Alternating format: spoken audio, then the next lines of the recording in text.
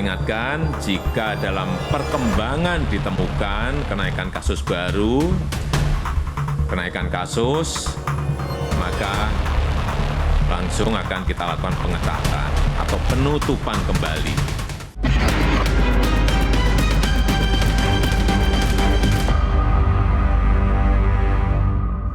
Pemirsa, Presiden Joko Widodo mengingatkan ancaman COVID-19 di Indonesia masih belum berakhir. Meski penanganan sudah berjalan, diperlukan kedisiplinan dari warga untuk menerapkan protokol kesehatan agar tidak terpapar virus corona. Imbauan itu disampaikan Presiden Joko Widodo saat mengunjungi kantor gugus tugas penanganan COVID-19 di Jakarta pada Rabu siang. Dalam kesempatan ini Jokowi mengatakan kondisi di lapangan bersifat dinamis. Artinya bisa saja terjadi gelombang kedua virus corona di Indonesia. Menurut Jokowi kondisi ini masih akan berlanjut sampai vaksin ditemukan. Bahkan ketika vaksin sudah ditemukan, masyarakat tetap harus menaati protokol kesehatan. Jangan sampai lengah, karena sekali lagi di lapangan itu masih sangat dinamis. Keberhasilan pengendalian COVID ini sangat ditentukan oleh kedisiplinan dan protokol kesehatan. Perlu saya ingatkan, jika dalam perkembangan ditemukan kenaikan kasus baru, maka langsung akan kita lakukan pengetatan atau penutupan kembali.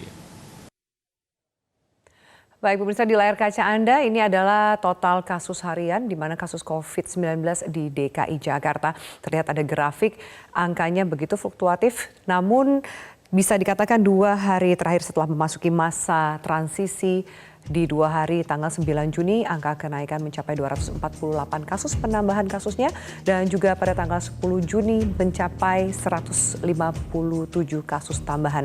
Data ini kami ambil dari sumbernya adalah gugus tugas COVID-19.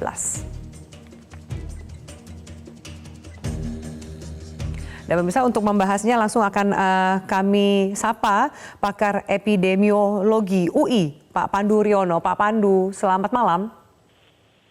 Selamat malam, Mbak Afiani.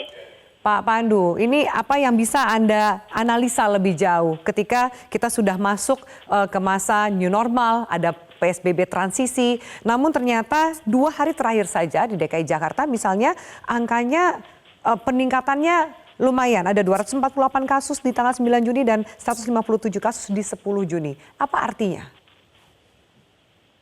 Ya, artinya kalau sebenarnya tidak ada kaitannya dengan pelonggaran. Karena kalau kita mendapatkan kasus yang tinggi hari ini, itu adalah kira-kira akibat dari perilaku penduduk 2 minggu atau seminggu yang lalu. Jadi kita kalau 2 minggu yang lalu kita ingat bahwa masyarakat itu ada mudik balik, ada melakukan kegiatan silaturahmi dalam hari raya Id, dan juga melakukan kegiatan selama bulan Ramadan itu banyak sekali yang melakukan kegiatan-kegiatan yang ramai, pasar dan sebagainya. Jadi dampaknya itu sekarang terlihat tuh, juga kita melihat banyaknya ditemukan klaster-klaster baru di pasar dan sebagainya. Jadi itu akibat daripada testing dan pelacakan. Saya kira ya, jangan dilihat sebagai hal yang negatif, bahwa itu adalah akibat kegiatan pelacakan kasus dan temuan kasus dan testing. Dengan demikian sebenarnya harapannya kalau kita bisa menemukan sebanyak-banyaknya dan melacak dan mengisolasi, itu artinya kita berusaha memutus rantai penularan. Harapannya nanti walaupun kita longgarkan, tidak 2 minggu lagi kita akan evaluasi apakah memang kasusnya meningkat. Oke, Pak Pandu, sama seperti tulisan yang ada atau kalimat pertanyaan yang ada di layar kaca. Ketika kemudian kasusnya melonjak, perlukah PSBB kita ketatkan lagi? PSBB kan juga belum dicabut kan, juga belum dilonggarkan. Sekarang kan baru tahap transisi, uji coba diizinkan beberapa kegiatan-kegiatan yang sifatnya rendah risiko. Operasional lagi. Jadi iya, dan itu nanti kita harus melihatnya kasus per kasus. Jadi kalau ada di suatu klaster atau di suatu lingkungan atau di suatu kantor atau di suatu kegiatan manusia ada peningkatan kasus, di situ kita melakukan solusi secara lokal. Tidak harus meluas. Kita harus lebih terfokus sekarang strategis pada di mana penularan-penularan itu terjadi. Dengan demikian maka kita bisa saja melakukan karantina wilayah, karantina RW, atau melakukan ada kantor yang ditutup, atau ada mal yang ditutup, atau pasar yang harus kita tutup karena mengindahkan protokol kesehatan sehingga terjadi peningkatan atau penularan kasus. Oke, tapi kita lihat bahwa di masyarakat sendiri sudah mulai ramai, transportasi umum juga sudah mulai ramai, ada beberapa kegiatan operasional, perdagangan yang juga sudah pelan-pelan dibuka, seperti itu. Ditambah dengan tingkat disiplin warga kita, adakah itu kontribusinya? Ya, ada, pasti ada potensial peningkatan. Tapi kan kita ingin dibuka aktivitasnya. Jadi masyarakat juga ingin juga melakukan aktivitas. Jadi kalau memang mau semuanya melakukan aktivitas, ikutilah protokol. Karena kalau tidak nanti akan diketatkan lagi. Itu yang konsekuensi yang harus kita hadapi bersama. Jadi kita harus ingatkan lagi, ayo kita tolong semuanya mematuhi protokol. Pakai masker dan jaga jarak dan cuci tangan itu cuma 3 kok perilakunya. Tapi kan memang masyarakat kita sulit mempraktekkan perilaku yang walaupun sederhana ini. Pakai masker aja masih banyak orang yang tidak mau pakai masker. Masih cuek gitu. Pak Pandu, apa yang bisa dilakukan oleh pemerintah ataupun juga gugus tugas untuk menekan angka penularan semakin meluas? Ya, jadi kita harus mengidentifikasi lokasi-lokasi yang mungkin menjadi potensial penularan. Misalnya kan terminal bus, terminal kereta api, itu masih banyak antrian. Bagaimana kita bisa membatasi atau mengurangi atau mengurai antrian supaya masyarakat atau pengguna jasa transportasi itu tidak berkerumun sebegitu banyak. Dan di antara kerumunan juga masih harus diketatkan, tidak boleh orang yang masuk tanpa masker misalnya. Jadi itu suatu ketentuan yang didorong untuk dipatuhi, diimplementasi, diawasi gitu. Jangan hanya himbauan-himbauan saja. Sekarang waktunya kita mau melakukan pelonggaran, harus turun ke lapangan.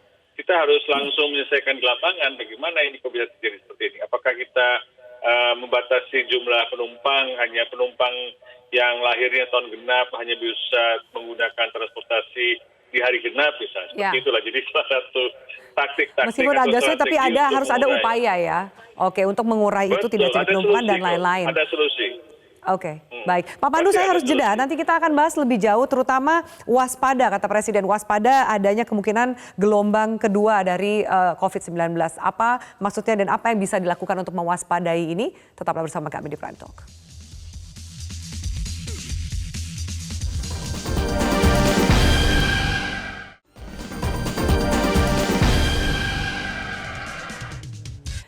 Baik, pemirsa, kita teruskan pembahasan kita. Pak Pandu Riono masih bersama kami di Prime Talk.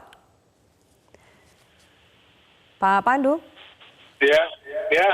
Ya, kita sudah mulai kembali Pak Pandu. Seperti tadi saat jeda saya ingin menanyakan soal waspada. Ini disampaikan oleh Presiden, kondisi di lapangan saat ini masih bersifat dinamis, artinya bisa saja terjadi gelombang kedua virus corona di Indonesia. Seperti apa situasinya saat ini dan sejauh apa kita mewaspadai gelombang kedua ini, Pak Pandu? Seharusnya kita membaca himbauan itu, kita cegah supaya tidak terjadi gelombang kedua. Jadi bukan mengantisipasi ada kemungkinan ada gelombang dua, tapi karena ada potensial akan terjadi, kita harus cegah. Jadi maknanya di situ, dengan bagaimana kita mencegah, yaitu mendorong supaya praktek-praktek kesehatan itu bisa diimplementasikan dengan baik. Tolak ukurnya atau ukuran secara epidemiologinya gitu, Pak, bahwa ini sudah memasuki gelombang kedua atau sudah mengarah ke sana, itu seperti apa agar mungkin masyarakat yang lebih awam bisa mengetahui lebih jauh? Ya sebenarnya kan gelombang kedua kalau kita tidak melakukan apa-apa. Jadi kalau ada temuan kasus meningkat, kemudian kita lacak, kemudian kalau positif kita isolasi. Dengan kita melakukan isolasi itu mencegah kemungkinan perluasan penularan.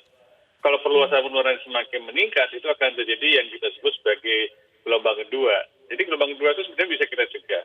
Pertama dengan semua masyarakat harus mempraktikkan kesehatan, kemudian layanan kesehatan harus melakukan surveillance, tes, lacak, tes, isolasi.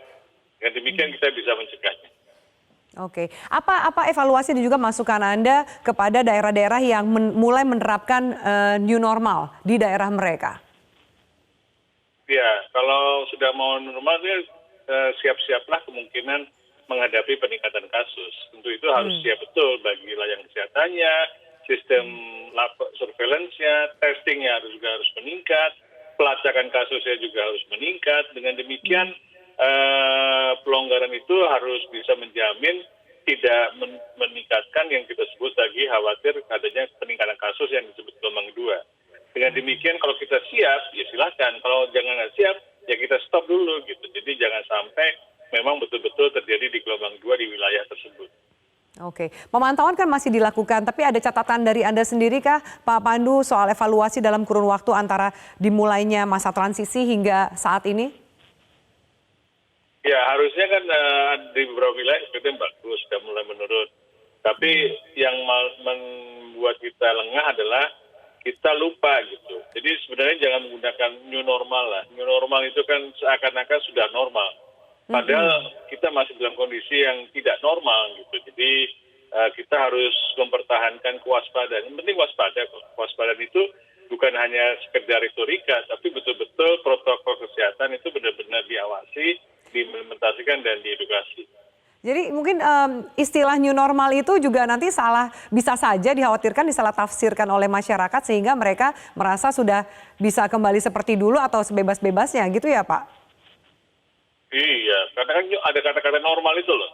Jadi with normal gitu, padahal new normal itu normal baru gitu. Ya udahlah jangan pakai normal, kita harus meningkatkan kewaspadaan untuk supaya kita aman dan kita bisa melakukan kegiatan. Tanpa keamanan yang kita juga harus kontribusi seperti menggunakan masker dan sebagainya itu betul-betul terjaga dan betul-betul diimplementasikan. Kalau setiap orang pakai masker itu efeknya dasar sekali, efek pencegahannya. Adakah bidang atau sektor apa saja yang ternyata harus kita waspadai lebih jauh atau mendapatkan perhatian lebih baik dari masyarakat maupun dari pemerintahnya sendiri? Ya, itu adalah misalnya pasar tradisional. Pasar pangan tradisional itu sangat perlu ditata karena sangat berisiko. Itu ada komunitas atau masyarakat yang memanfaatkan setiap hari. Dan kedua adalah juga di transportasi publik. Ini juga perlu diawasi dan perlu diurai supaya jangan jadi kerumunan. Dan juga tempat-tempat lain seperti kegiatan masyarakat seperti kemarin itu kalau kegiatan kalau di luar gedung itu lebih aman sih, tapi kegiatan di dalam gedung itu yang lebih berisiko yang kita harus antisipasi. Kita harus identifikasi kemungkinan-kemungkinan itu. Baik, terima kasih banyak atas waktu dan keterangannya Pak Pandu Riono di Prime Talk. Semoga bermanfaat diskusi ini untuk pemirsa kami.